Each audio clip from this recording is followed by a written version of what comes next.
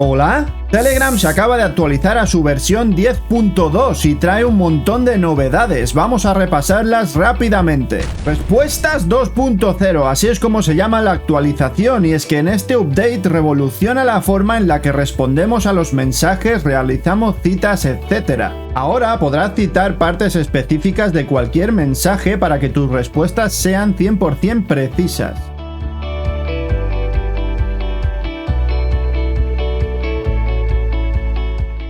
Podrás responder en otro chat privado o canal o grupo.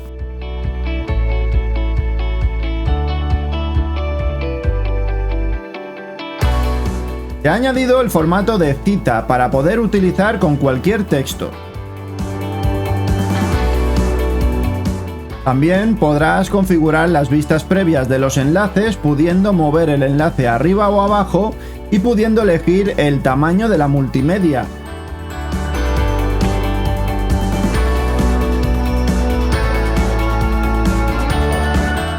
También, si hay varios enlaces, podrás elegir cuál de ellos será el que genere la vista previa.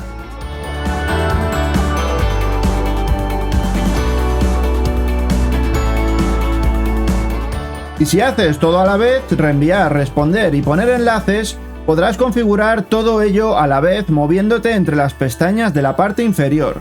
Otra mejora para las historias es que podrás adelantar o retroceder vídeos manteniendo pulsada la pantalla y deslizando a la izquierda o a la derecha. Además, si dejas pulsado el icono del flash cuando vas a grabar una historia con la cámara frontal, podrás ajustar la calidez e intensidad de la iluminación. Y para los que dispongan de Telegram Premium podrán cambiar el color de su cuenta, que será el que aparecerá cuando envían un mensaje o cuando alguien responda a sus mensajes. Además, podrás elegir un icono que se mostrará con un patrón de fondo cuando alguien cite tu mensaje o te respondan. Obtienes una mayor visibilidad. Sin duda ha sido una actualización muy interesante y que nadie se esperaba. Cuéntame en los comentarios qué te ha parecido y recuerda suscribirte para estar al día de todas las novedades de Telegram.